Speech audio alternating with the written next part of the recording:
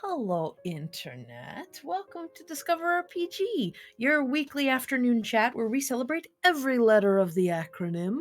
We're going to talk about storytelling, running, playing, and creating role playing games as we try our damnedest, despite all forces in the universe, to stay on topic.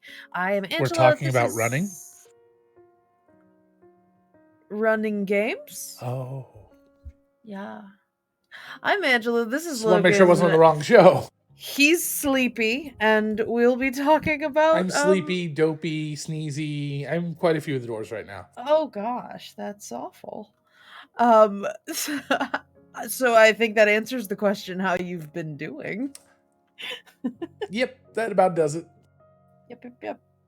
How was it is December 4th, which means it has been Thanksgiving has come and gone. I did give the day of thanks to the turkey.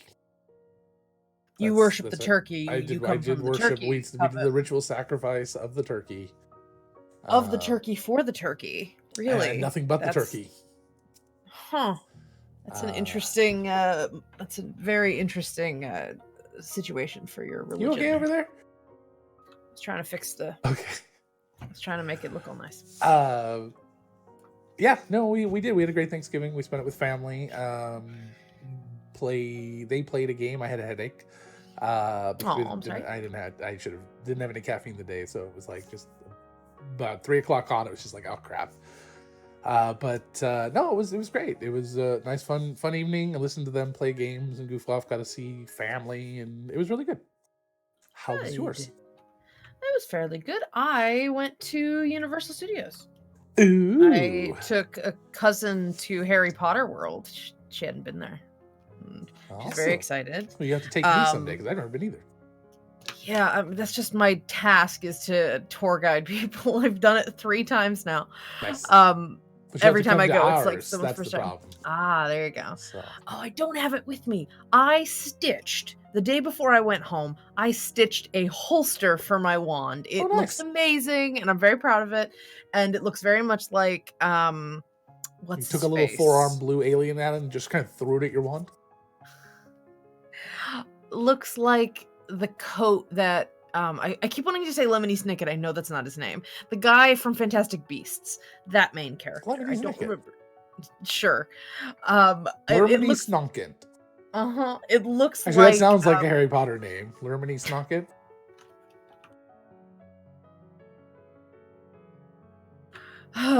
Okay. It's that kind of day then, is it? Yeah, sorry. No, give me 2 seconds. Fill time. I want to right behind. Give me 2 seconds while I get my whiskey. Hold on. No, it's right behind the curtain. I just have to reach behind and grab it, and I want to show it off. You mean your bookshelf? Holster.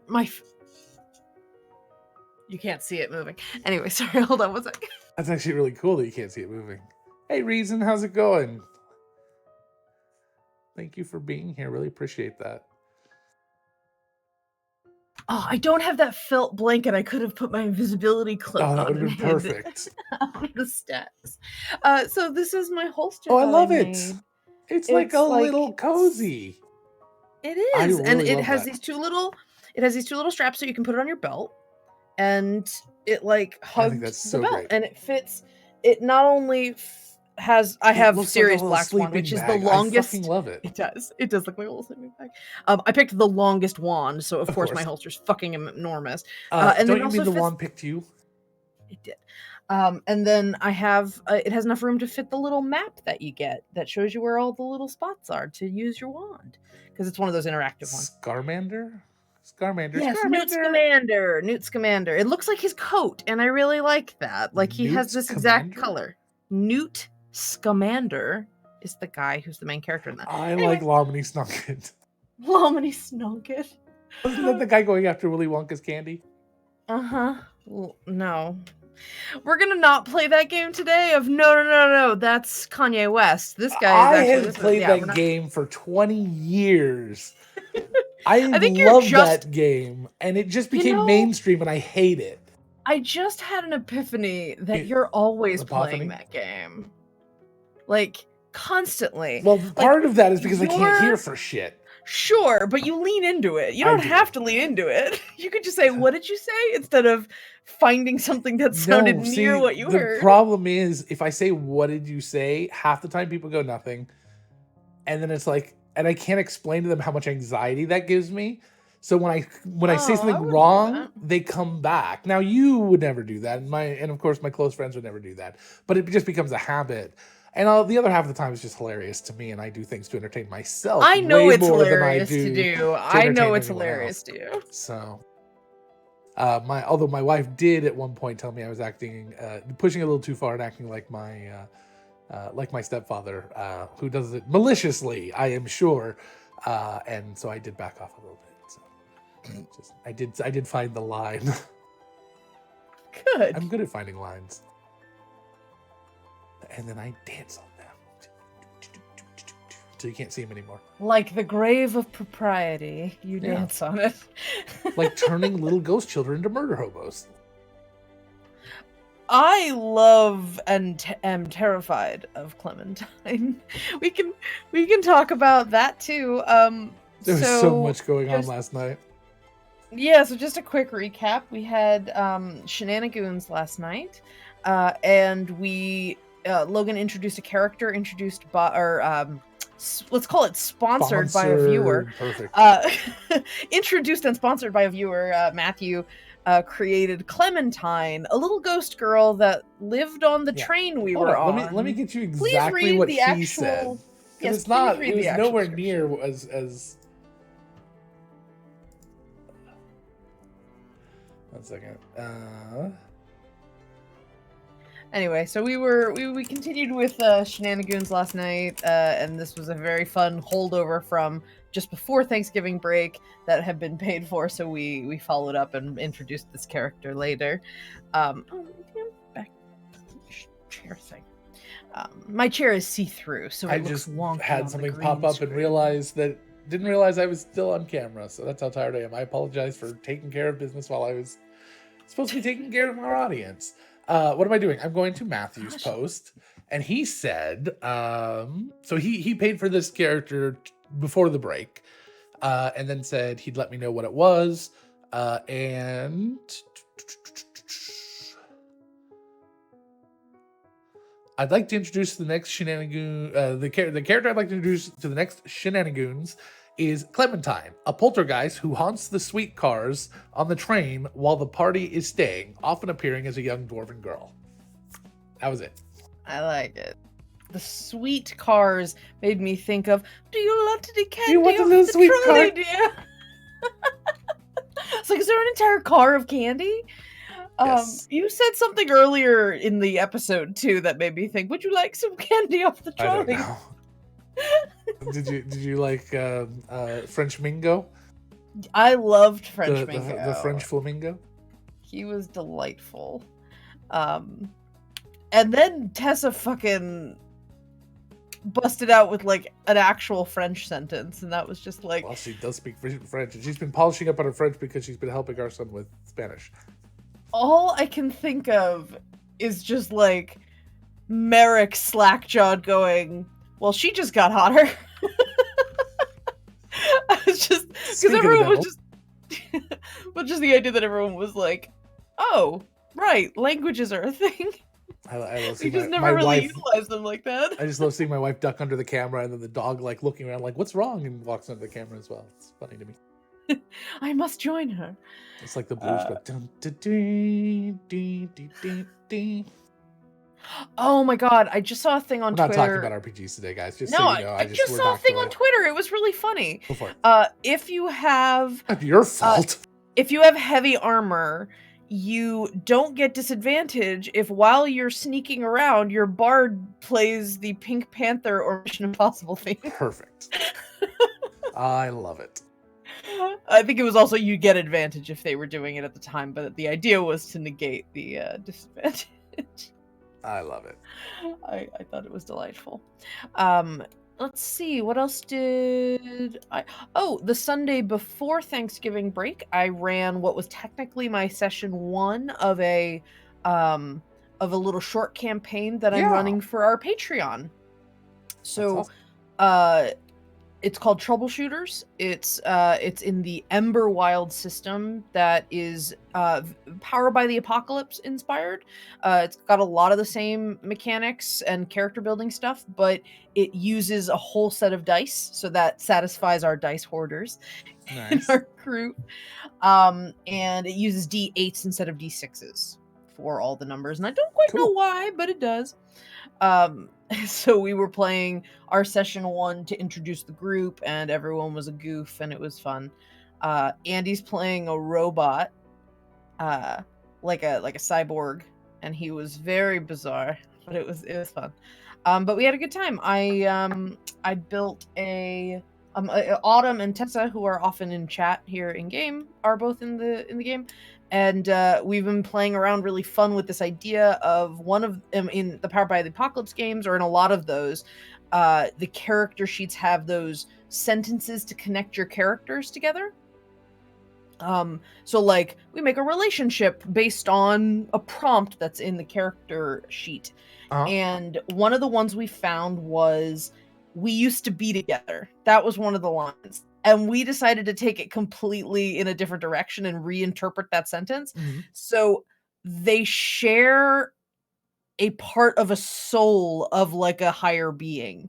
Like they're both sort of Okay. like vaguely, like one of them's more of a clericy druid who's been blessed with half of the soul, and the other person's basically fantasy RoboCop and got brought back to life by a spirit of the forest, and part of that bringing them to life and healing them involved giving them the other half of that soul. So they share dreams and stuff, and so they're like both sort of sharing a reincarnation, which is interesting. So I'm very excited by the fact of like playing with, we did that a lot. We played with the sentences going, well, you could interpret that sentence differently.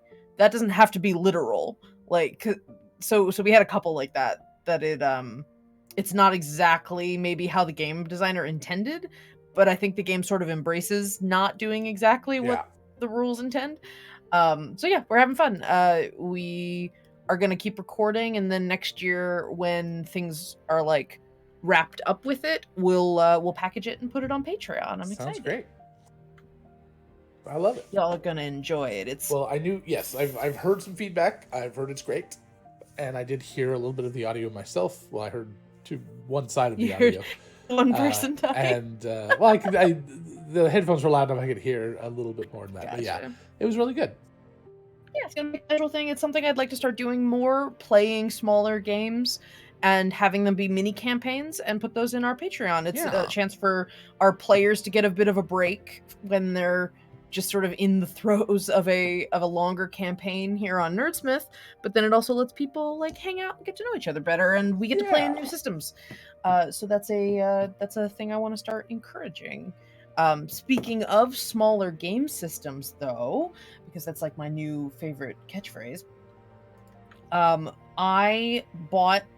Andy bought some things for Black Friday. He's like, I'm buying a couple of things for myself. He bought a knife. He bought a knife for his work gift exchange. He bought a chef's knife, like a really nice one. Oh, a chef's knife. All right. Yeah. And he's like, I feel like I should get some cheese with it. I was like, okay, you want to get a knife and cheese? Cheese knife? No. He just wants, okay. But it was only like $17, but as I have seen in a video recently where a bunch of chefs competed with knife skills, like chopping and julienning things. One of them said, a sharp knife is a safe knife because you don't have to force. You're not pushing. You're not goofing around. And it's a very nice knife for how inexpensive it was. Cool. This was a very, very roundabout way of me saying I bought something for Black Friday for myself, which was a batch of indie games on itch.io. They were having a bundle that they were selling. You spend more than the average. It was a very humble bundle. You spend more than the average and you get like 20 games or something. Nice. So I have a whole bunch of really cool short RPGs. Some of them are like 5-page RPGs. Some of them are solo games that I'm very excited to check out. One of them is called Ego, which is a game about loving yourself. It's a solo game about self-care and making decisions that enrich yourself in a positive, like, sort of uh yes, Reason just said it in chat. Really good point. There is an Alien RPG now, uh Okay. themed off the movies and the and the Xenomorph story. I want to play around with an alien-like story. One of my absolute favorite podcasts, Film Reroll, they reenact famous movies in RPGs. Though they recently did Adventure Time, and I'm very excited. They did a mini series that Adventure Time Nice. did, and half of them have never seen Adventure Time, so they don't know what the fuck's going on. It's very obscure for them. But they did Alien, and the guy who ran the game did the most fascinating thing with the Alien. He took the concept of what happened in the movie, that it killed like the security guy, the head of spoilers for 1970s movie, but he killed this head of security, and then the xenomorph then proceeded to start hunting the other members of the ship. Okay. And he took the idea that maybe it was less about the nature of the xenomorph and more about the nature of the person that it killed. So that's actually canon with xenomorphs, yeah, because they take on the aspect of the creature that they are birthed from. So the idea of not just becoming human-like, but taking the strategy and mindset of the person that it killed. And so he had a chart of strategies that the alien would like motions that the alien would have depending on who ended up dying in the game. And then they compiled, so as more and more died, it got more powers. So it ended up taking out, I think, a science officer. And the way it started messing around was it was creating hallucinations and fucking around with the computer systems, and they're seeing things, and they had like a countdown blowing up the ship. And then happened when the countdown happened, because they were all imagining it. Like it wasn't it was fucking around with what the computer was showing them. They couldn't trust the tech they were looking at. And so it just had this different set of parameters, that it wasn't trying to hunt and kill everything. It was trying to get home, or it was trying to escape with the ship to go procreate and stuff. All right. So that is definitely a little bit more beyond than what the canon is. Yeah, he did such an interesting job expanding on the concept. As kind of a different take on that. It's really well neat. What's neat is it creates a sense of replayability as well, that you could run that game for multiple groups and have different experiences depending on how the dice rolls I like happen. That. But it made me really intrigued by the Alien RPG, because I kind of want to check. I'm I appreciate sci-fi. I've seen the movies. Have no interest in playing the video game that came out, because I don't like being hunted by a thing. I'll watch someone else play it. Yeah, I watched not Markiplier. Who's the other guy? Soviet Womble. He played it a little bit, and it was scary as fuck.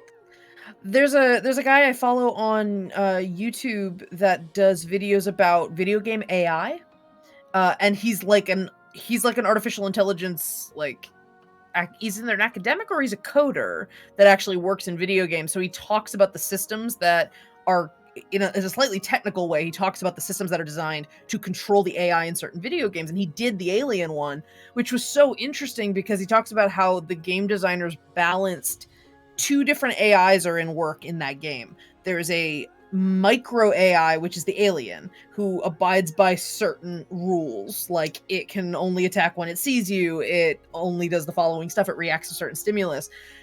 Then there's a macro AI that always knows where you are and always knows where the alien is, and tells the alien to show up when certain things happen, when you do certain things. So it makes the AI show up, but that AI for the alien is limited in what it can do. So there's like this sort of higher level intelligence that tells it, okay, when they get to a certain place in the room, you leave. You don't stay. So it's like, it's weird. It's this like two AI systems that are working together to make it feel like you're being hunted, but still controlling the parameters of the alien, and to keep maintaining that horror movie feel, that it only happens at certain points and that you're stuck in, you're hiding, and it like walks by but doesn't catch you right away. It was really interesting how they played around with the AI to create a horror movie experience in that video game.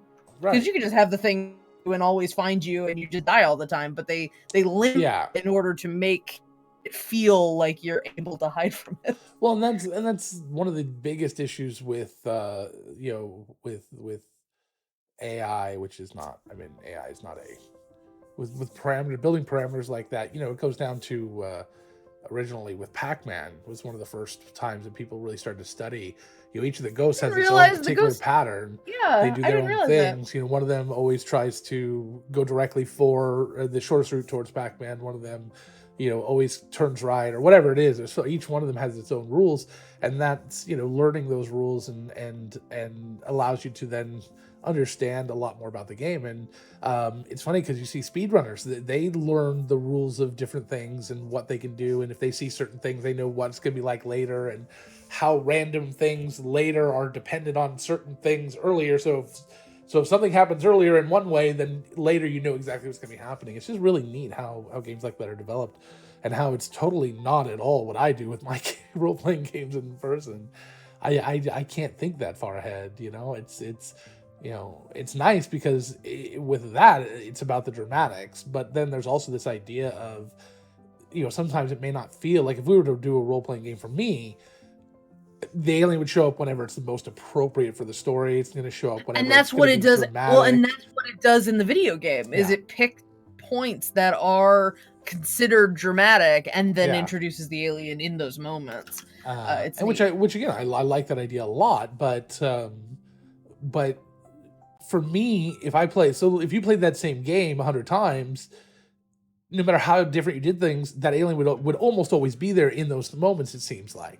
Whereas for me, I could play an RPG with, you know, 100 different times the same story, and I wouldn't know if the alien's going to be there or not until that moment. You know, I wouldn't know if that's the right moment for the alien to pop in. You know, it's choosing those moments and making them count as much as possible. That is, for me, what makes RPGs special. You know, the reason why I play RPGs instead of playing video games for the most part, although I've gotten into video games a bit, was because I would play RPGs and I would go, I have a bomb and there's a wall and I want to go through that wall. And then you drop the bomb and you can't go through that wall. And it's like, well, why can't I go through that wall? I have a bomb. And I hated this idea that you couldn't just do whatever, you know? Okay, like, oh, he's monologuing, I want to shoot him. You know, it's like, okay, I get it now. Now I understand. This was, of course, when I was much younger. Now I understand there's a story to be told, and that's the idea, is that you're trying to be entertaining and stuff. And it's the you know, the choices that your character didn't make that choice in that cutscene. That's the point. Your character's not the type of person. So it's like, okay, I understand that now, but still, I have a bomb. Why can't I blow through this wall? And it's that idea of that feeling of being railroaded. You know, I think it came down when I learned about The Secret of Myst. You ever play Myst? Mm-hmm. You know, I found out, I played Myst for hours and hours and hours and hours and hours and hours and Yeah. hours. I didn't really understand what I was doing because I was very young. Yeah, me too. I was too young. And I played a little bit again, and then when the internet started happening, around the same time, but a little bit later, and I started getting in chat rooms. I read one of my first articles online. I don't remember where it was, and it said Myst can be won in 3.5 minutes, and I was like, what? And they would show screenshots, and they would say, all you have to do is go to these 6 little posts and pop them open and flip the switches, and then you can go here and you can win. And I was like, ugh! It completely destroyed Myst for me. And spoilers.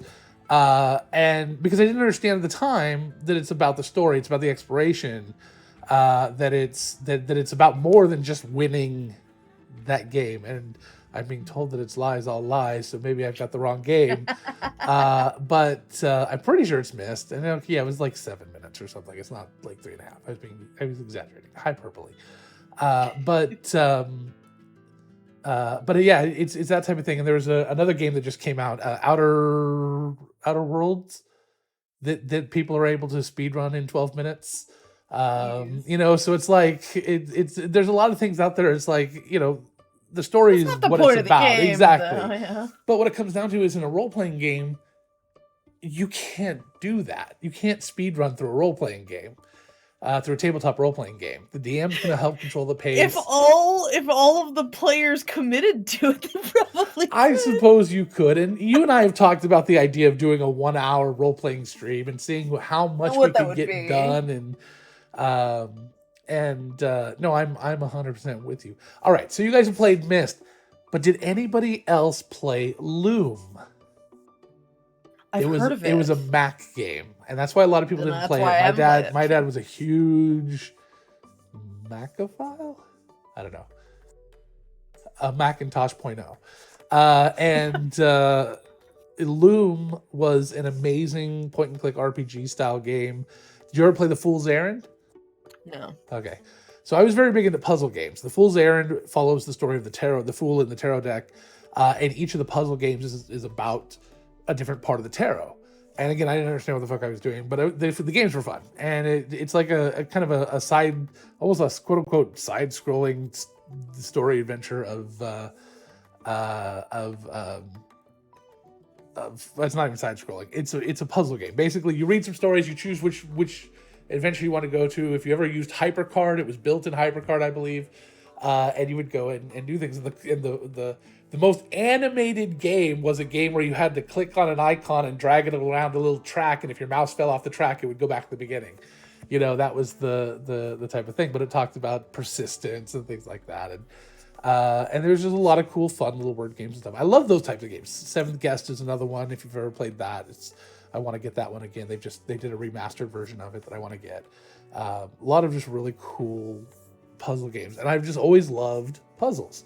The problem is it's very hard to translate puzzles into D&D that are captivating, but also not boring, challenging, and not, yeah.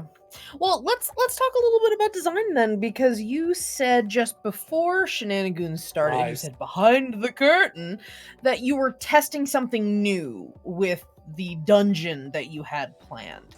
So what theory were you you said you had a theory or a hypothesis you wanted to try out? So last night, there was a couple things, there was a lot of things going on last night. One was I had this theory that I wanted to build a puzzle. I wanted to do a dungeon crawl, but I didn't want it to feel like a dungeon crawl. I didn't want it to feel like a slog. It did not. I didn't want it to take more than 2 sessions at the most, but I didn't think it was even going to take that much. My goal was also to allow people, if they wanted to or could, to metagame. It had nothing to do, half of what happened last night had to do with what you knew in real life more than what you would have known in the game. And I wanted to see if that was still fun. That was another part of it. And it was even at one point, because I was trying to move things along, I even said, it's okay to metagame. That's kind of the point here. Let's blow through this and just kind of have this moment of nostalgia. Was it difficult? No. It was overthought. The first room, you guys definitely overthought. There was a lot of, and the persistence, if I ever needed to have a second way out of that puzzle, the pit of despair, the persistence of pushing the same button over and over again was an excellent answer to that, to that quote. But the idea is we're playing the game, and the Nickelodeon show, the Lost the Legend of the Lost Temple. Hidden Temple or Lost? Wait, Legends of the Hidden Temple. They had a bunch of doors, and you had to climb all over, and you had to push buttons to try to open them, and that's what I was just trying to recreate that. But I had we were half expecting the doors to open and then have to fight things every time we pushed the door. Because he did say that there were traps and things that were behind there, but we were also pressed for time, and I wanted to get through it. And Merrick had already unleashed an initiative roll. Right. That's just that's a whole different issue. We won't worry about it. But yeah, so you already had a moment of kind of panic from that, and we all expected monsters after that. Even though it had nothing to do with the actual dungeon. No, not at all. We were all picked up a little bit. So the other thing was that I wanted to see if puzzles that had fairly obvious answers were not fun. and I don't think they were not fun. I think that with like the throne room, like obviously, so if you know the show, you know that in the throne room they have to sit in the throne, and then a boogeyman jumps out and whatever. But the idea is you have to sit in the throne. So I'm like, so when I was building, and I built this that entire dungeon, everything I did last night I did in about an hour and 10 minutes right before we started the show. And so I was watching videos while I was typing and just being fervent about looking up like what's a different word for blue. So I don't just say blue barracuda. I want to say indigo. I want to say, so.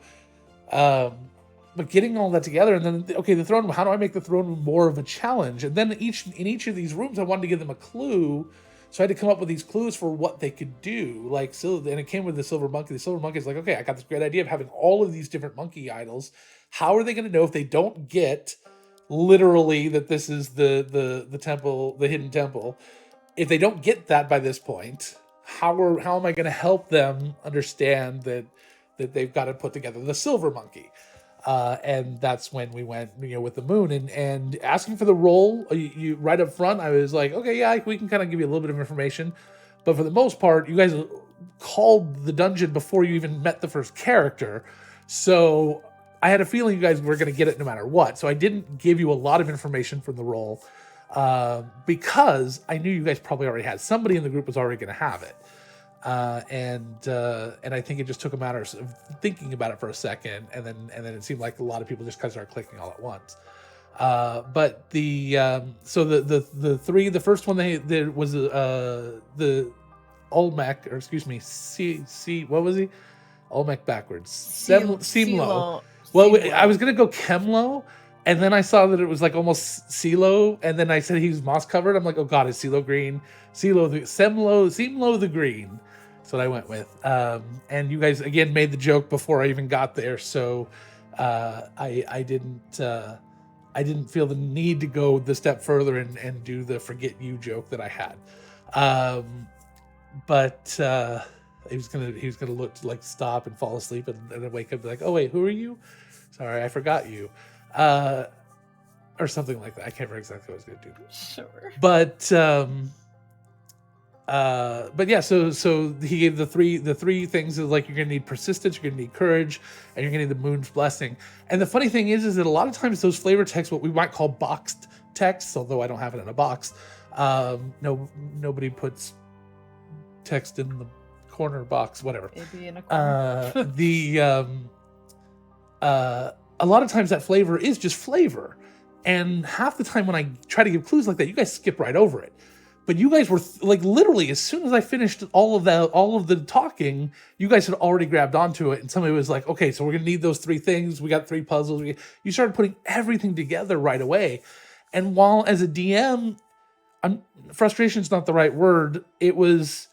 I loved it. No, I really enjoyed it. I'm trying to think because frustration is way too harsh. It was just more of a matter of I wish it had just taken a little bit more effort for you guys to start putting the pieces together. But that's where the balance comes in, and the throne room, adding the actual element of danger and the leap of faith, or the sitting of butt of faith, and the idea that it sprung up right after he steps away from it. To reset, and all of those are those are just little added flavors. It didn't change the puzzle at all. The puzzle was exactly the same, but instead of it just being there's a throne and you sit in it, okay, well let's move on. We were able to add kind of a little bit of tension to that moment because you don't know if I'm going to be vindictive. You don't know if I'm going to be that guy that's like, no, you have to make a sacrifice of butt blood, or something to kind of make this happen. And get stabbed in the butt. But yeah. So and then moving on to the final room, which was the three monkeys, and then adding in a Sphinx riddle at the end and throwing in the never-ending story moment was what kind of started the whole idea of doing this dungeon crawl, because I saw that that little Sphinx comment that it's basically a sentence the Sphinx, Black Sphinx Quartz, listen to my vow, or something like that. It uses every letter. It's like the brown fox, jumps over the lazy dog. Yeah. It uses every letter of the alphabet, and I saw that on Imager or something, and I was just so excited about it. I mentioned a Sphinx, so I'm immediately going, how can I use that? And I thought about, how it connects to the alphabet because it uses every letter. And it was like, okay, so you got to sing the Sphinx song, and this is your clue. And with that clue, Tessa, because she uses it, I didn't know this, but she uses that sentence to practice her calligraphy. She got it right away, of course. And as a bard, and in real life and in the game, she knew exactly what to do. So, but overall, it was a lot of fun. It did not take forever. It felt sort of dungeon crawly, I think. If I'd wanted to stretch it out a little bit more and hadn't gotten in my head that I wanted, realizing that I thought I had 8 episodes before the end of the season, and then realizing I only have 6, I would have added a couple of combats in there as well to kind of like jazz it up a little bit. But as we've been talking about, Shenanigans is definitely more of a role-playing game and a lot less of a combat-y game, even though we're playing D&D 5e and we've got all these awesome powers and magic items we want to be able to use. But there's role playing is such a much more entertaining aspect, I think, of D&D. Well, I mean, maybe we do something that is D&D 5e, but when it comes to combat, we default to moments or something, just like maybe. We just say, hey, and maybe because then that allows us to say there might be a little more homebrew, that if one of our class abilities is overtly combat based, maybe we negotiate with you for something else and just sort of let our characters be built in a slightly different way. That's certainly something that we can explore. I think that would be interesting. So something else I wanted to talk about, Tess and I were talking a little bit about this last night. And I've actually evidently in Shenanigans ruled on it both ways. And I don't know which is a good way to do it. Because she's absolutely right that I basically, she did it one way, I told her to do it the other way. She did it that way, then I told her, no, let's do it. And I'm like, wait, okay, yeah, you're no, that's right. So it's when should bards inspire people? And the moment came last night because I was trying to move the game along, and we were in a moment where a lot of people were talking, and my brain got overwhelmed, and I kind of shut her down in a moment. I should not have done that. Apologized profusely and begged for forgiveness after. And because she wanted to inspire someone in the middle of a roll, and I'm going, he's rolling, but it was one of those moments where it's like, unless he rolls a nat 1, he's getting the information he needs. So It was like not a moment that needed to matter, but I shutting down the character is not the issue. But the point is, for me, there was a lot of build up to that moment where he was walking over to the throne, he was looking at it, he was thinking about it, all the stuff was happening. There was plenty of time to go, he's about to do something really dangerous. I want to start singing my bard song. Mm-hmm. And in my mind, I'm going, that would have been the time to do it. But we waited until the roll, and then it was like, oh, can I give inspiration? But the other side of that is, if you want to sing the song and try to inspire someone, and I think I just came up with a solution for this too. But if you want to do it in advance and you sing the song, and you try to inspire someone, you do it in advance, and then what if the DM doesn't have them roll? What if there's no roll involved? Before you say your solution, to me that it maybe would open up an opportunity for there to be a bit of a shorthand between the players and the DM that could be constructed. That's like either a way you talk about something or something you say that indicates to the players, okay, we're going to keep talking this out in a dramatic way, but there's going to be a role here. And I don't know what that would be, but something that would then trigger for the group, okay, if you're going to help people, help now, or even prompt them. Yeah. Be like, all right, so you're prepared, like you watch as he's preparing to go. To do, but yeah. I know it's a DM strategy that would have to be learned, but that idea of old dog new tricks. Yep. Yeah, the idea of prompting the group and saying, all right, so as he's walking there, this is about to happen. Do you do anything in support, or do you do anything before he starts stepping over? That sort of thing. So I like that. That's a really good solution. Another thing I was thinking is I'm almost thinking about a refund policy. Okay. So I always don't and it's because I understand where Tessa was coming from. The idea that before what would happen is somebody is about to do something and she would start to do the inspiration. I say, well, I'm not going to have them roll for it, so she feels like she doesn't get to do anything. Right. She doesn't get to contribute. And then in these moments, here we are. She waits to find out that there's the roll, and then it's like, okay, well, now I want to inspire. It's like, well, you should have been inspiring in the moment of the scene, and I'm trying. And that's a hard balance because you don't necessarily want to interrupt the DM describing something or stomp over someone's in this particular moment there was a lot of little breaks and things. There was time to do it, in my opinion, but I'm not saying that she felt that way. Hard to follow up with, and I agree with. So what I'm almost thinking is, in those moments, and maybe you're right, is giving everyone a chance to, does anybody do anything? And give that little tense moment. Yeah, you're all standing there, kind of. I think like building up your confidence. This is going to be something that he's going to have to focus on and do carefully. Is there something that you guys do to support? What I'm thinking also, though, is more of a. I just changed it a little bit. Is a wizard holding their spell. Now, normally, if a wizard holds a spell, they don't use it; they lose it. But what if in those moments we could have that where the bard says they're going to do the setup, like they're starting to play the dramatic music, or as he's approaching and he starts, Bonnie starts playing the Jaws theme, da da da, and the music already, that's the problem. Like, okay, you're going to start playing some music, you're going to start singing, you're going to start orating, and you're going to say, Arthur, you've got this. That those things aren't going to stab you in the butt. It's just not going to happen. And you start to Mr. Ashport, Mr. Sandwich, and Mr. Merrick's mom. So,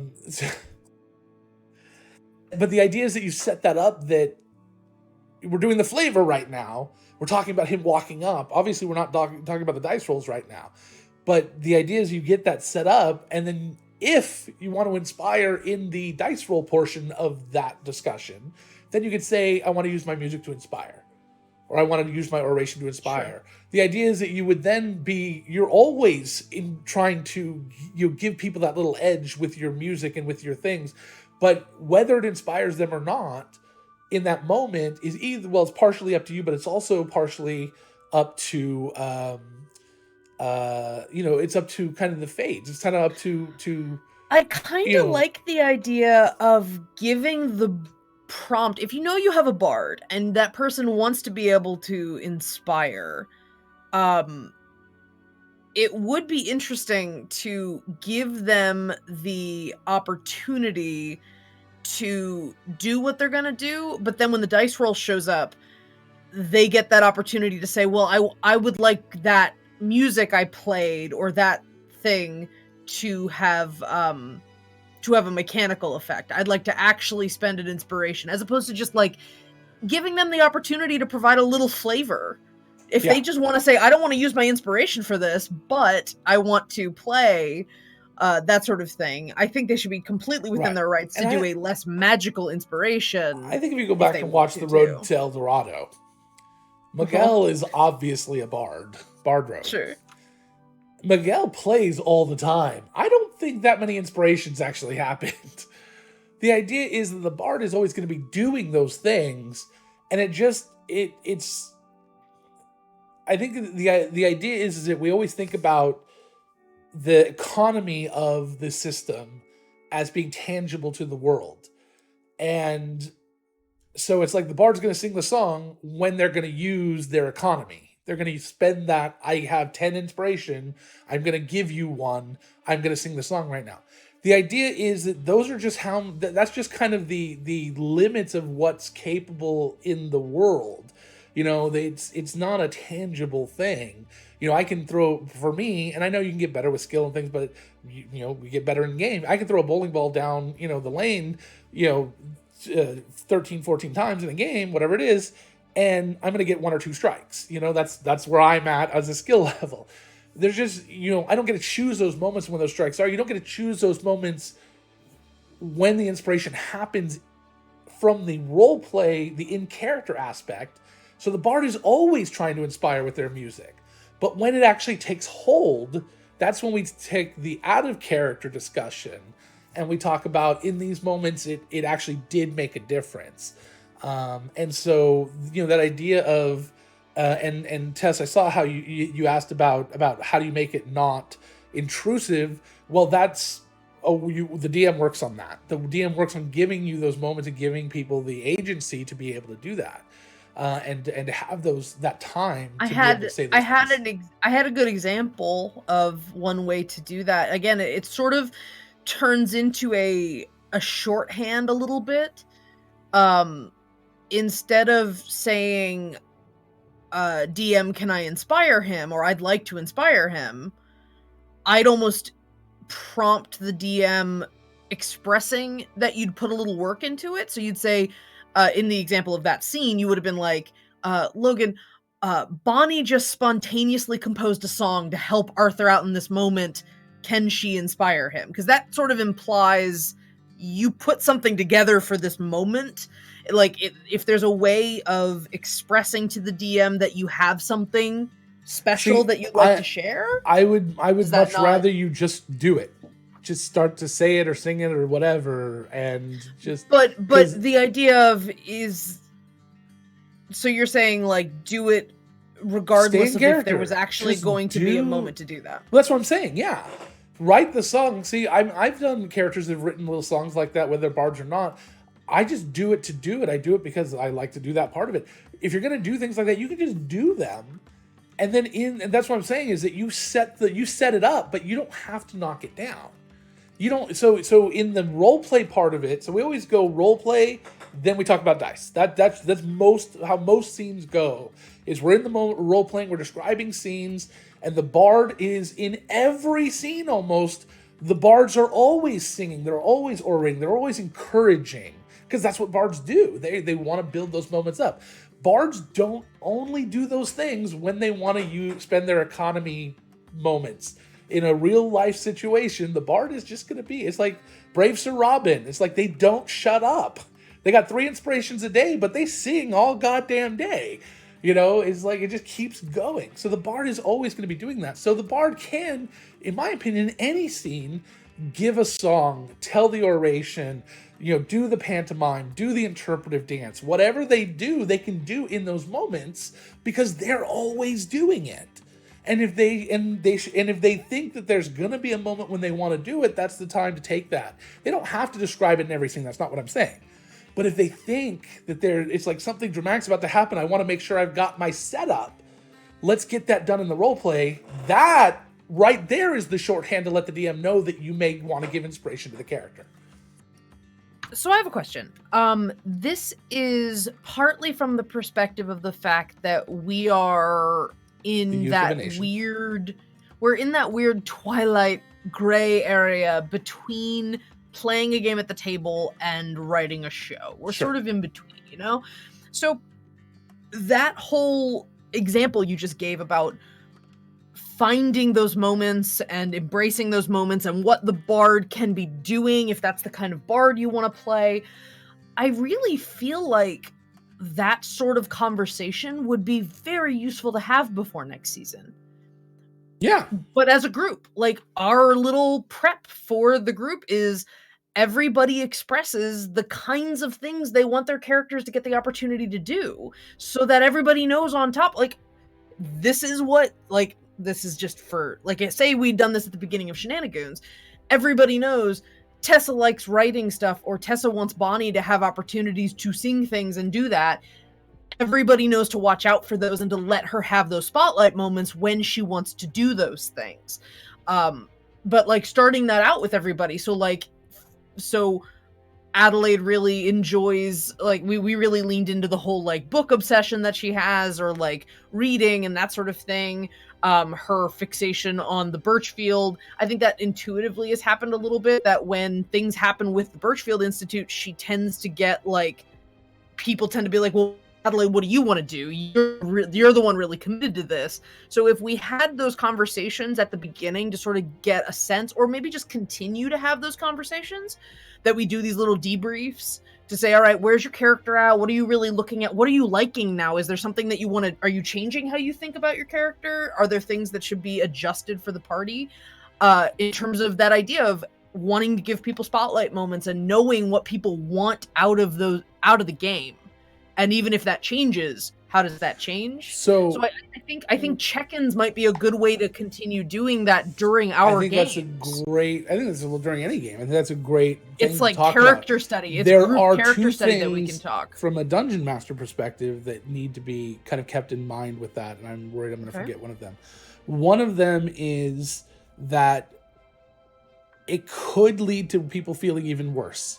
Because when somebody talks about something and they think that everyone understands that they want this thing, and then they still get ignored or talked over or whatever, it makes it feel even worse. Sure. So that has been an issue in past games. The other side is when the DM is sitting here going, I have 6 players, 7 or 16, whatever, and they all have things they want to have happen, and then some of them can't happen or just never make it into the game. The DM constantly feels very guilty about not being able to get those things in, especially if they're constantly brought up.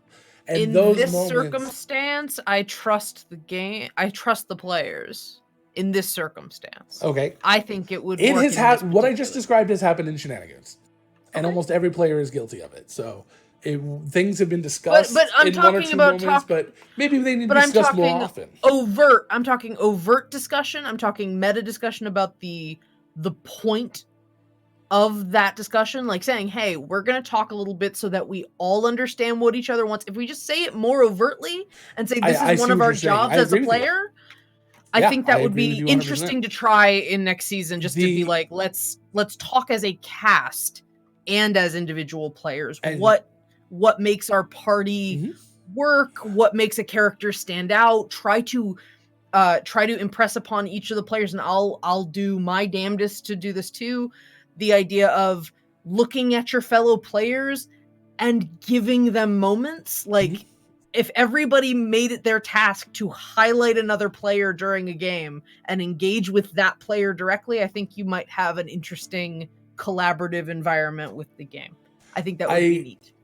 And I don't disagree with that. And maybe it does need to be a little bit more overtly stated for some people. I think some people, not saying Shenanigans specifically, I think there's a lot of players out there that do that already. That is their goal when they go into games. Sure. That they focus on that heavily. Yeah. I'm wondering about overtly trying to inspire people to do that and say, general, hey, let's try that goal, and maybe that'll make everyone will feel like they are contributing because everyone's got that goal in mind of, let's talk about each other's characters. I really want to learn about you. Like, we've talked about this before, that I have a character in mind, and I realized what this character is, oh, this person wants to know about everybody. I'm just going to be asking questions about everyone because she's nosy. No, I love that. And I like where you're coming from about the overt, the having those discussions more with, I think the phrasing I would use is with purpose, as opposed to just kind of casually mentioning them or talking about them. How's everybody doing? Everybody feel okay? That's not the same thing as let's sit down and talk specifically about what we want to accomplish with these characters and where we see them kind of fitting in and the types of moments that we want to see them having.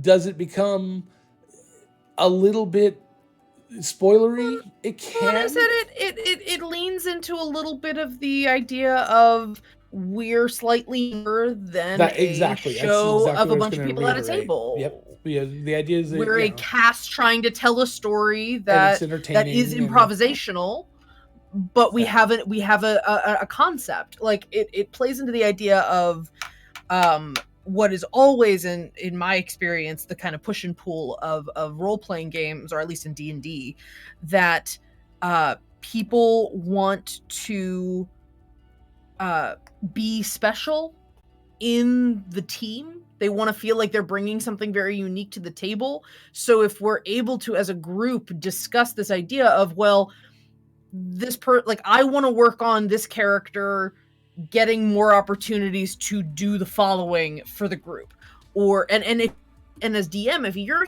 those things, maybe that helps with future story planning, where this person really wants the chance to like shine a little bit with this, and maybe just the conversations that are happening. Hi, Scraticus. Thank you for coming by. We are discussing potential ways of building up our characters and our players in future games to kind of keep everyone focused over the course of a campaign. So we're talking about maybe intermittent check-ins and helping people be able to get the most out of what they want for their characters. This is specifically coming from the angle of a show, actual play that's being broadcast, because as we learn and do this more and more, and Scraticus obviously knows a ton about this, you start to see these trends where you start to run into issues where your characters aren't able to do or have the moments you want them to have because there's just so much else trying to go on top of trying to be entertaining for the audience, etc. So having more discussions and having, as we just said, with purpose, having discussions with purpose about what you want to accomplish with your character and the types of moments you want to see with them, we think would be an excellent sort of check-in every once in a while with an actual play show. Reason just brought up a really good question in the chat, and I have a response to it. So I know as a DM, players don't know what they want for their characters, let alone what these characters want. So how do you, as a DM, elicit those wants? So especially in D&D, I find when a person builds a character and you've given them levels, say, and so they plan their class, they kind of know what features they want. So part of what you can grab onto as a DM trying to elicit desires from that character, look at what they've built. They've built a thing for a purpose, so they want something that they've built. So you see that they're playing a very charismatic character. Talk to them about the idea of, okay, so your character's very charismatic. How do they interact with the world? How do you want your character to off of the... I put... Uh-oh. I think we're losing Angela. Oh no! Yeah, you've been breaking up now and then the whole time, but am I okay? How am I doing? You're good now. Go ahead. Okay. The idea of looking at the kind of character, class, and RP that they have built mechanically in their character to see what they want to engage in, how they want to engage in the game. I think D&D especially has that built in where you can say, someone's playing a rogue. They want to be able to sneak attack things. They want to be able to stealth around. You look at what they've built and talk to them about what they've built and see how that turns into RP opportunities. And we're talking specifically, we've been talking today about the types of moments, especially with abilities and things like that. When it comes to the deeper desires, the behind the scenes desires of a character, I'm with Scraticus. I don't make a lot of those decisions until they come up in game. And this is actually how I storytell. I don't make a lot of those decisions until they come up. So when a player comes to me and hands me a 10-page backstory, that I don't know what to do with that. I can't, first off, I don't read very well. I can't read over a 10-page backstory and pull all the little details about what they want to have happen with their character. When somebody comes to me and goes, this is my character, he's kind of like this, and he likes this, and he's got an uncle. Great. Perfect. Because I can take any of that and I can fit it where I need it. And then all of a sudden we start to build this story together. And so for me, for those players that you can't plan for, as Scraticus says, I prefer those characters. I prefer the characters that don't know what they want until it comes up in game. Specifically, tough. You got planners. Now, granted, if you're playing a paladin and you've got a purpose, and that's a little bit different. But when it comes to other like deeper desires within the character, there's different levels to them. They're like players are like onions. So I'm so tired. Some of them have little green sprouts coming out of their head. That's exactly. And little hairs. Mm-hmm. No, I personally as a DM, because that's how I DM, I prefer the players that don't have like everything planned out and a whole huge backstory of what they want. Tessa's character in Shenanigans is a great example of somewhere right in between those two. She came and she says, I've got this and this, I've got this, I've got this father who is who is the pirate prince that left my mother and everything, and then all of a sudden I've been trying to work it in the whole time. I knew she wanted that in the story, and I just never had a way to kind of bring it in until something clicked with a guest that came in. Ren Knowles came in, Atomic Firebird, and she just casually mentioned a pirate in her backstory, and all of a sudden I was able to connect the two, and I've created the entire final arc that they mentioned in their in their backstory, and I was able to connect the entire final arc of the story um, around that concept. And the 2 days that they guested with us was just incredible. Yeah, Autumn makes a good point in chat. Huge backstory does not necessarily mean planned out. I have a lot of backstory for my character, Adelaide. I have a lot of stuff in there, but I didn't know how it was going to be expressed. I gave sort of like a general circumstance for her, but then kind of played loosey-goosey with the details. I'm trying, and I want to make sure that I'm not talking about Adelaide here at all, so I'm going to try to do something from Countless Heroes. If a character had come to me and said, that my father is a very sturdy and stalwart warrior of a man. I'm talking about Saldana specifically in Countless Heroes. If you knew it, my father's a very stout and sturdy warrior of a man, and my mother is a sweet little homemaker and has all these different details planned out about their parents and things. And I couldn't have put together the story that we put together. I wouldn't have been able to fit either of those characters in if they'd had 20, 30, 40, 50 different things already talked about those particular characters. I would have found other things to bring in.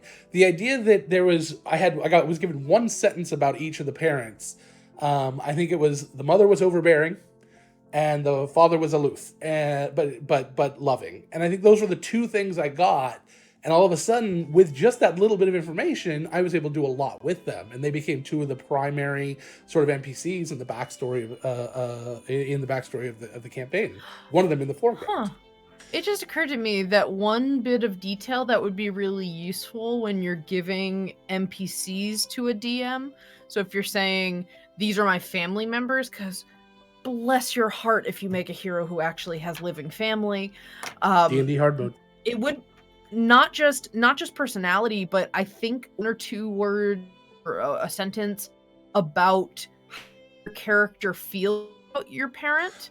And that can go a long way. Yes, that is more important. So in Vampire the Masquerade Revised, I don't know what they do in 5th edition, they had a thing called coterie charts.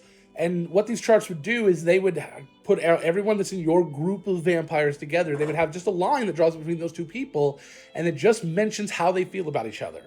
And honestly, I never read most of the flavor of the stories. I just looked at those charts and I saw how these kindred, in the wording specifically about how they felt to the kindred of the vampires, how they felt about each other. And that was enough for me to go, okay, I've already got, just seeing how this person relates to these three people, I understand their personality. So just that, and the stories I told with those characters, they were nothing like the stories, the characters from the books. They were nothing like the canon characters, but I was able to keep a lot of the similar flavor to the character because of that. And I like more vague because as a chaotic dungeon master, or dungeon master that does a lot on the fly, I can fit in so much more of your backstory where it can kind of make sense than I can trying to wedge in something that is very specific. Well, so let me clarify a little bit. When I was talking about the idea of basically having like a cast powwow or a cast meeting to check in and see like what do you want out of your character, I did mean in a slightly more vague relation. Well, I was specifically talking about backstories there. That was all of that discussion was more of the 10-page backstory. Everything is figured out. Here's everything I've done up until this moment exactly, and this is my canon, so you can't change it. I've had players like that, nobody now. But I've had players like that that's like, this is exactly who I am, you can't change it. And I'm like, that I can't work with that. I will try my best, but those players often get kind of shunted to support roles in the story because I don't know how to fit in every little detail they've created and make it work as part of the story. The beauty of thank you, Reason. The beauty of role playing is, at least in my view, and again, we've talked about this over and over again, there's not a lot of wrong ways to play. Every episode is somebody's first episode. So we can repeat ourselves. Sure. But the idea of role playing versus writing, that, and then there's a big overlap. There's a ton of overlap. But the beauty of the role-playing game is, one, very early on setting expectations for how much life experience has your character had. So if the DM starts from the beginning, and I would like to request this of you for season 2 of Shenanigans, what level are we starting at, and what amount of experience do you have in life, so that you mitigate a little bit over planning of a backstory. Sure, but the problem with that is that when you have an orc who has had 14 years of experience until adulthood, or a dwarf who's had 90 years of experience into adulthood, that level of experience can vary greatly. I guess I mean in terms of, like, knowing the character level can at least lead a player to working on their character. Maybe their character has had plenty of life experience, but the things that they can do as a class should reflect the level they are. Not like so for example, if I play a rogue, but I want to really lean into all the intrigue and stuff, I realize that if I'm playing like a level 1 rogue, my character's not going to be the most experienced rogue in that avenue. There's got to be a justification for, well, what has she been doing before she started getting rogue training, or what's she been doing at that low level that implied she didn't level up more. So I'm gonna kind of not. I don't know if I'm disagreeing with you or not, because I don't think I understand quite 100%. However, go ahead. Question. This is an issue I've always had with D&D. In Dungeons and Dragons, there is a difference between non-played levels and played levels. Non-played levels, it can take you a year to gain a level. Played levels, you can gain 20 levels in a year. Just because of the amount of stuff that you do. And so it's always kind of hard to determine. Some people may take forever to gain their levels. Some people may do it very quickly. The other side of that, though, is I want to be very clear about this. In my games, level means very little.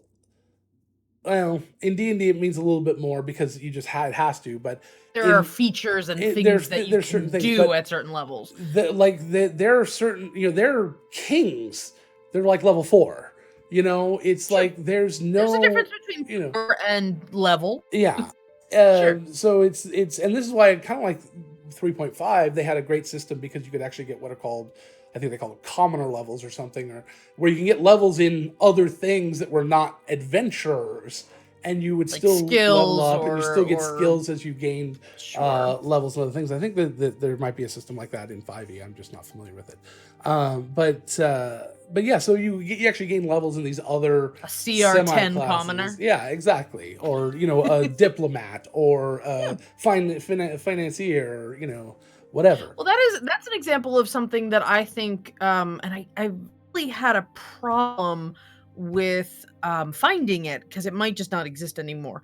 But there was a homebrew that somebody had put together that was a modular class builder that was breaking, and it probably got taken down just because of SRD issues.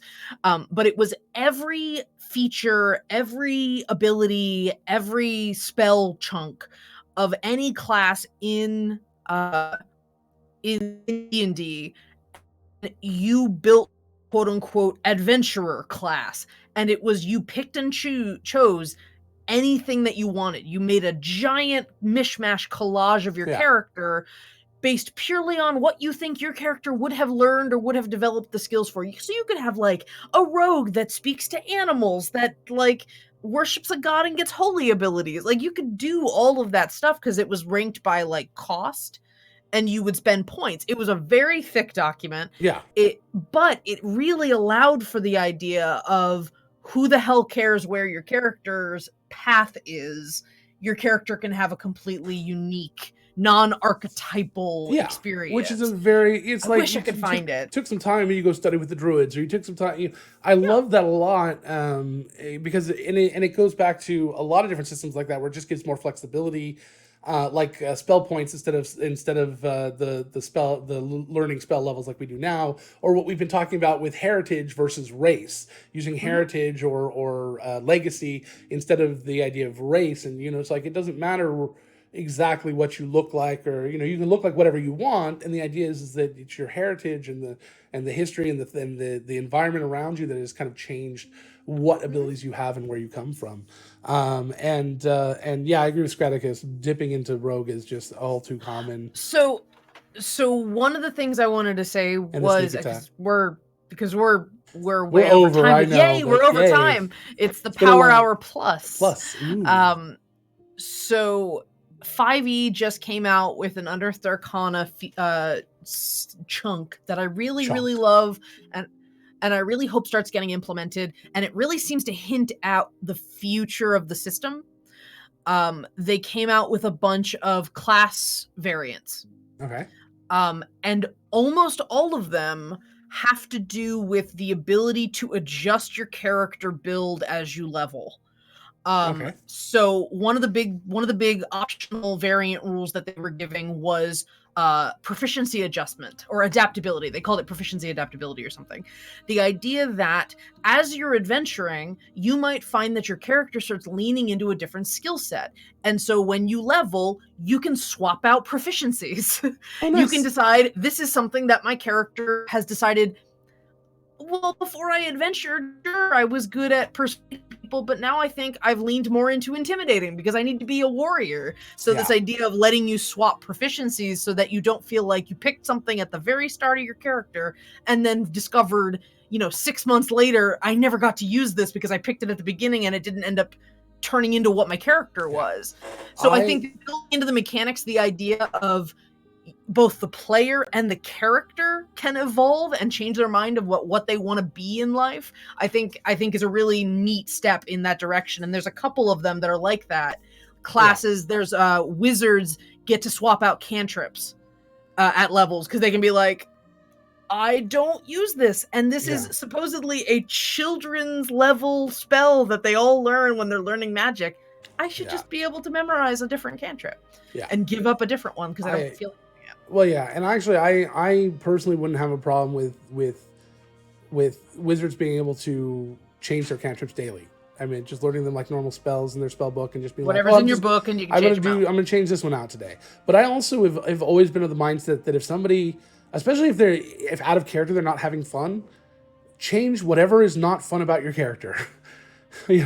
Whatever it is, please change it. Let's find a way to change it. You need to swap out a level. You Where multi-class now. You don't like it. Let's fix it. So I have a question on that because Sure. I fully support the idea of the player's enjoyment outweighing what the rules are, especially considering how long a campaign can take.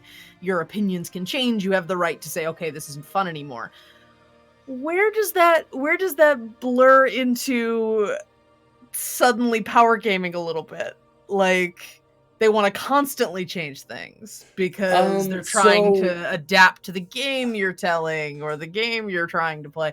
It feels a little like it could, in the wrong mindset with sure. the wrong person, could turn a little bit into competitiveness with the DM trying to outsmart them with a different class or a different, rather a different set of features or a different ability or something. So here's the thing. I've had people ask me if they can swap something out, and I've said no.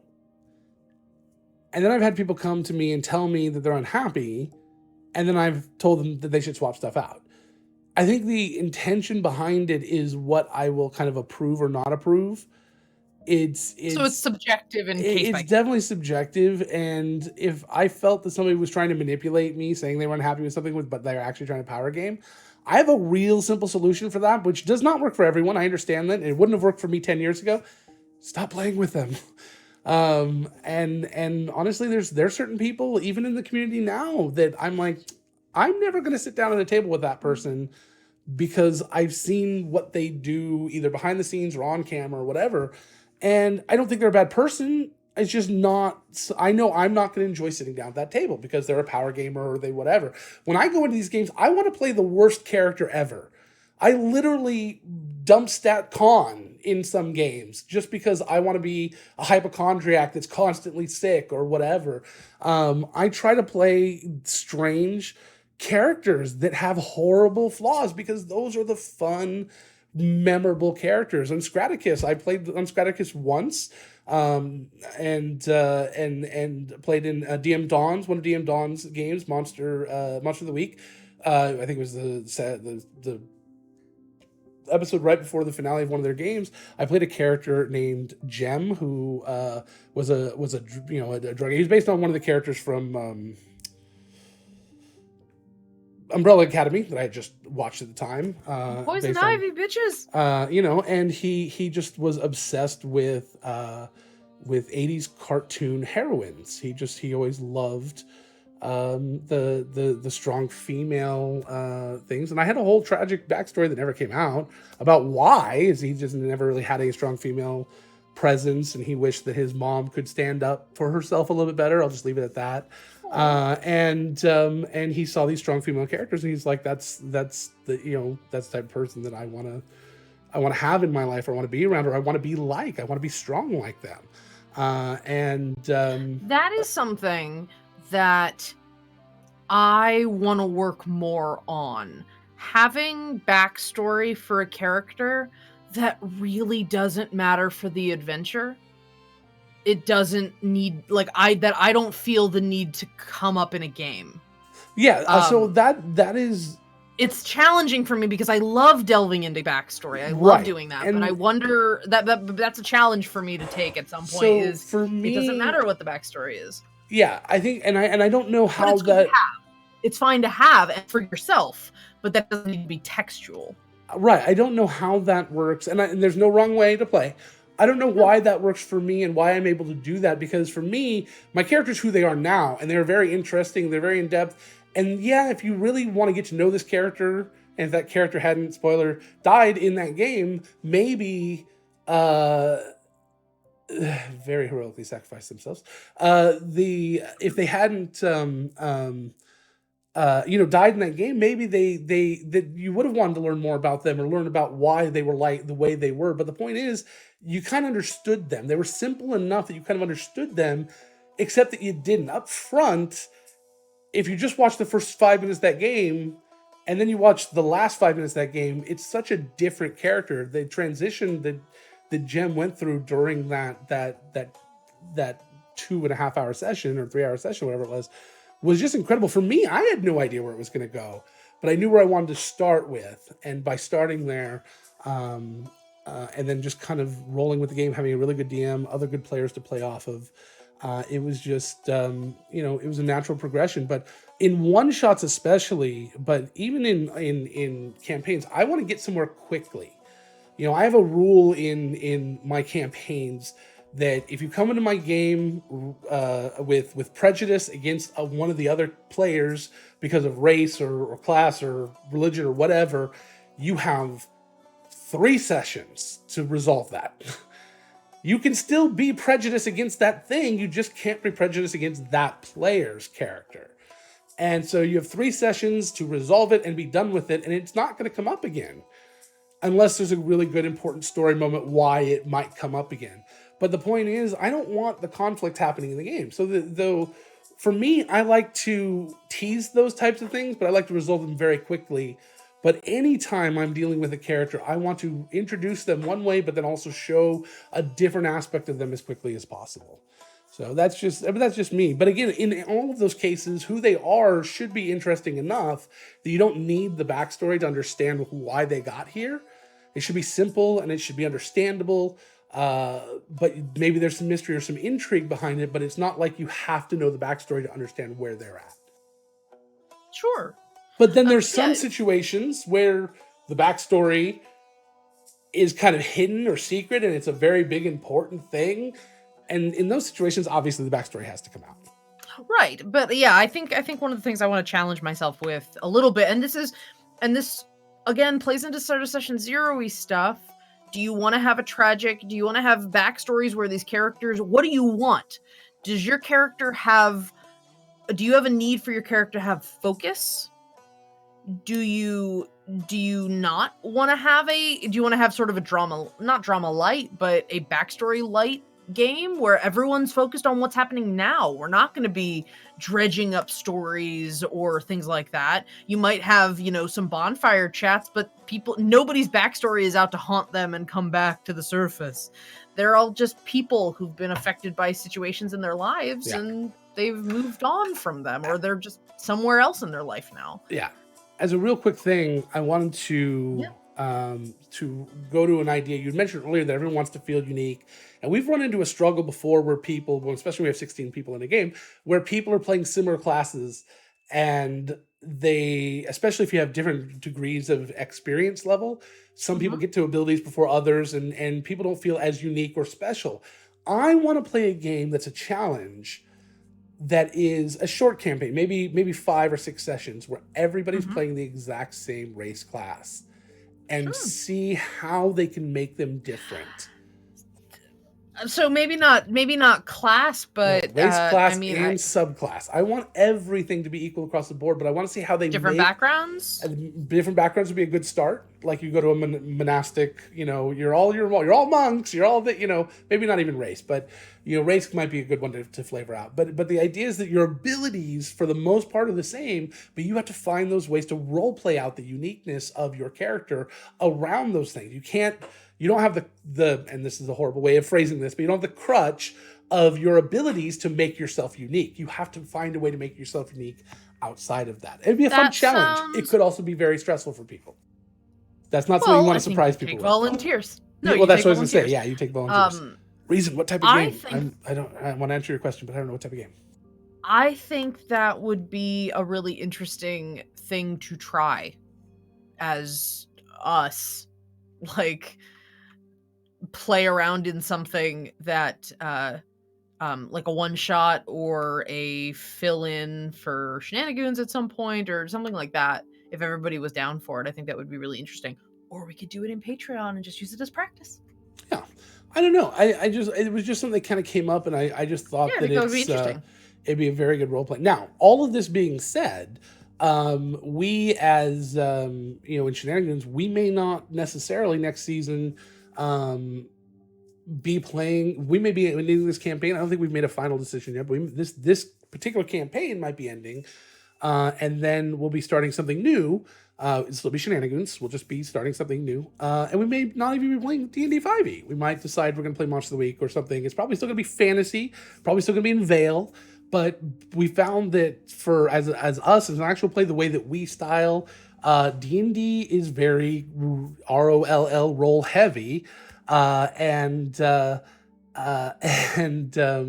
it's a struggle where when people have abilities that define their characters, and that's kind of what we're talking about, that they don't get to use them very often. And that's a struggle that a lot of people are having in game right now, is it's like, I have all these abilities and I'm the 11th level or whatever you guys are now. And Arcane Archer is not an optimal class when you don't fight a lot. It's really when you do a lot of roleplay. Heavy backstory kind of game where everyone wants to... Sorry, go ahead. My solution to that reason, or at least one solution I can think of to that reason, is talk to them, figure out how their backstories work, and then try to link them together. Have them all in a large conspiracy or storyline, an epic connecting of everyone. Yes. I have a slightly different approach. It's exactly that, but force them to work together. Tell them to all plan them together. So if you have 6 people, tell them each to roll a d6. Whatever numbers match up, they know each other, and they have to interlock their backstories together. If you have a single person oddball out, you just kind of shove them into one of the other groups. And steal Monster of the Week's character building and make them choose from that. Of the Week. You go look at all the different Powered by the Apocalypse systems. They have these great little prompts that they can use to go back and forth. And the thing I love about it is that you pick one. You go... you tell a little bit about each character and you learn a little bit about them, and then you go, this is what I've got. Oh, that was a big spider. This is what I've got. This is what I've got. I want, you and I have been, we're in a relationship but it did not work out, but but why? Why didn't it work out? And that is something I've chosen for the two of us, and we have to make that. Now, because it's a relationship, I would always ask permission. But That's with the everyone other has to one, agree yeah, on that. with the other ones, you can look at it, and a lot of times you're just like, this is the one that makes sense because of the flavor that you have here. And so then the two of you get to work out why there's that connection. And having those prompts, let me tell you, it helps so much. I've never walked into a Monster of the Week game that I've been a part of from the beginning. That I was able to do that character creation with, that I haven't instantly felt a connection with the other players. I almost never feel that way in D&D. No matter, even if we talk about backstories and stuff. Because half the time you're meeting in a tavern. people. Yeah, you're disparate people who all come together for a certain purpose, and there is not always an intent or an explicit effort made to connect yourselves. Right. So what I would do is I would start to connect the people and make them mesh their backstories and tell them up front before they start writing them. Say, look, you guys love having these big, huge, sometimes convoluted backstories, but try to keep certain details vague. Don't over-explain any one aspect, but start to connect them. And then what you do is you look at all the backstories and you secretly start to make connections. Oh, this person has royalty that's a family member, and this person was scorned by royalty at one point and thrown in a dungeon. Boom, those two royals, they're now the same person. So whatever they were, now you've got that connection there that you've just got in your back pocket. You don't have to use that anytime soon. And then they go like, oh, what's the name of my royal family member? Boom, here's the guy. Oh, what's the guy that threw me in jail? Oh, here's that name. And then it'll just come up in game. Somebody wants to get their backstory out enough that they're going to say the name. The other person's going to be like, wait a minute. And so that's why naming people or that beautiful moment in Shenanigans. Which I'm going to talk about my father, Finian Seaspray. Boo. When they just came in. Why don't you just talk about that like more? A wrecking ball, so. What? Just yeah, sure. Anyway, so So I think both those options are good. The first option that I mentioned, threading them all together after they give you stuff, obviously takes up a lot more energy, a lot more effort. To do that on the DM's part, and the way that Logan described, having them do the heavy lifting and connect themselves, way easier. And don't also, let them all connect each other unless you want the type of campaign. Having something light connect them, but then having more heavy stuff behind the scenes connect them is always very powerful. But if you let them connect all the heavy stuff up front, maybe that works out too. You think of something like Umbrella Academy. That's a great one. Everybody had heavy stuff connected up front. There were still secrets in the background. But for the most part, everyone was really heavily like, all part of this family. They all had this, they all came from the same place. You start to understand, it's like, okay, they're all really well connected, but you have to have the right setting for that.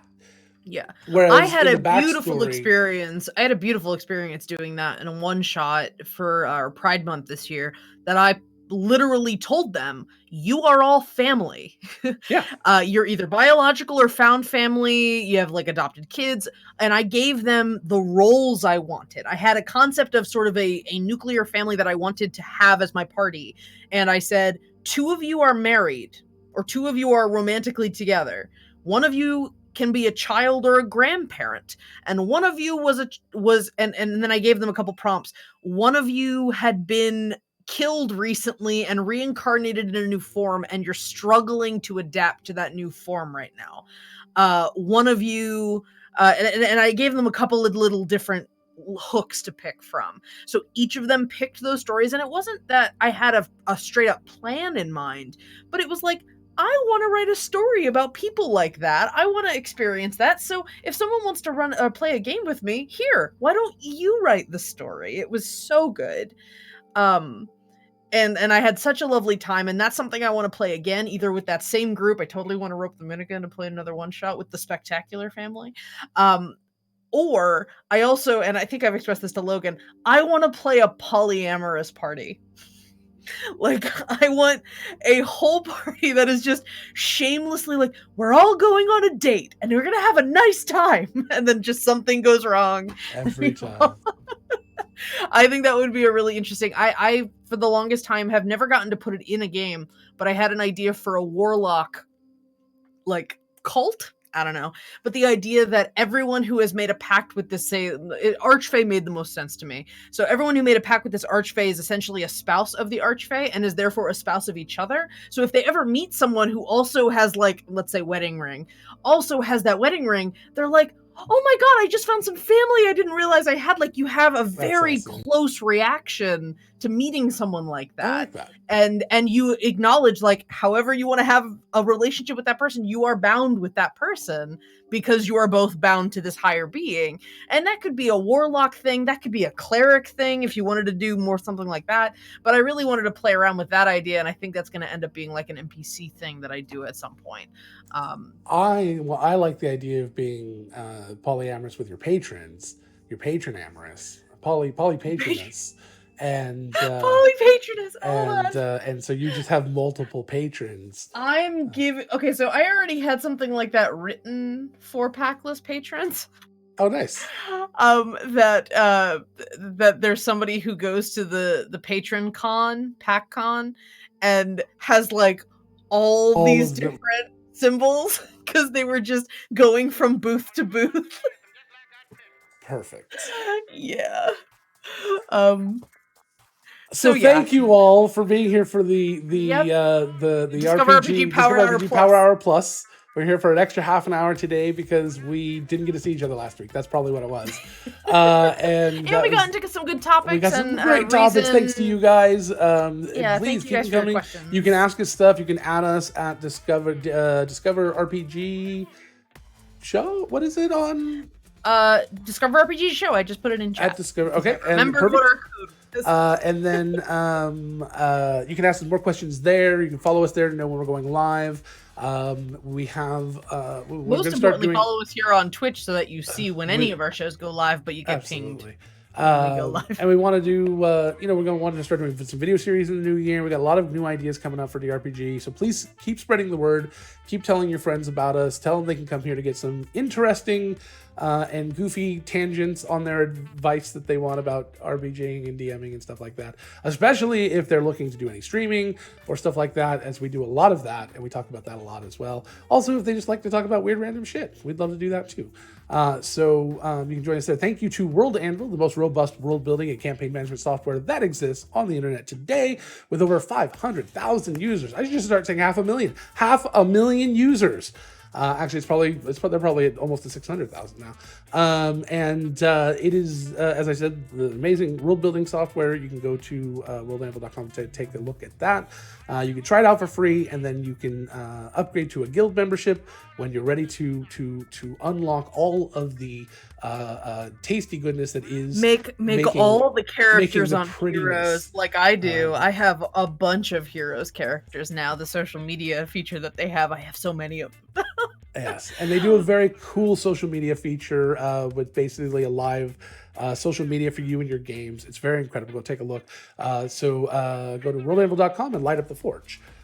Also, let's go ahead and say thank you to Die Hard Dice, a sponsor of this network and this show. DieHardDice.com. You can use the coupon code DRPG, 4 letters of the acronym. Use them all to get 15% off your first or next order from DieHardDice.com. Because if you want to roll with the best, you roll with Die Hard Dice. And thank you to Nerdsmith. Nerdsmith.org is our home, our network. That's where we broadcast from. That's what we own because we love it. Do we own it because we love it, or do we love it because we own it? Probably both. It's a codependent ownership. It's definitely there's a lot of codependency with our network. No, we're fine. We'll be fine.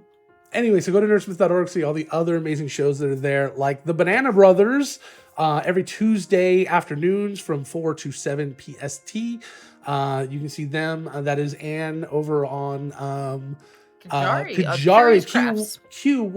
Qyjari, I believe it is. And you can find Curious Crafts. Oh, that's right. It's on Twitch, Curious Crafts. Kajari's Curious Crafts. Kajari's their little dragon mascot. And you can see Angela's husband. Mimsy's their dragon mascot. So Kajari is Anne. And it's Anne's username. Mimsy? Okay, so they have too many things going on, is what we're hearing. But they're amazing. Just enough, and it's beautiful. Okay, well, it's confusing to me because I don't too many things in my brain. I'm also tired. Anyway, go take a look at Angela's husband, Andy, who is on with the Banana Brothers I'm in their buying a D&D T-shirt campaign. that says hashtag Team Gluton, which is his character. Which you see every Tuesday right before Shenanigans, which you should also be watching if you like the goofiness of this show. You will love the goofiness of that show. It is an industrial fantasy campaign where you add to the chaos, trying to get through the thing, Angela. And Sorry. it's the thing you wrote. It's about practice. And Practice with distractions. That's it. I'm so tired. Who else do we need to thank? Do we have a show tonight? Yes. At 4:00 p.m. PST today, we have Obscurum, which is run by Heath, Dire Bear Adventure Company, a professional DM with an all-professional actor cast. Every one of these people is a stage or screen actor or actress.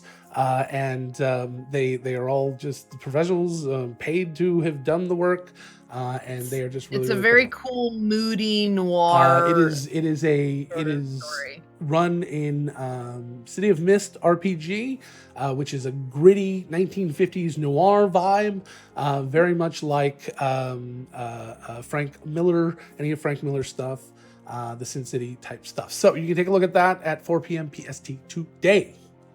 Yes. All right. And that'll be it. You can find everything at nerdsmith.org. Nerdsmith.org. Thank you for sticking around. We're going to do a raid. Yes. I'm going to go say hi to our friend Raven.